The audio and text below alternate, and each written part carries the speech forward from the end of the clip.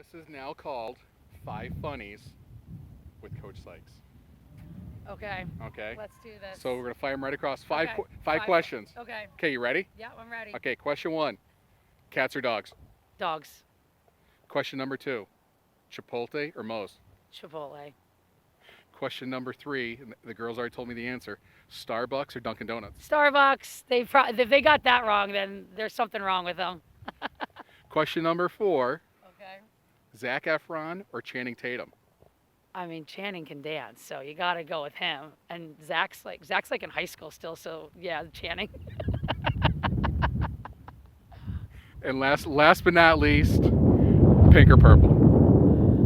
You Albany purple. Got to represent the husband Phil Sykes and the Great Danes, so purple.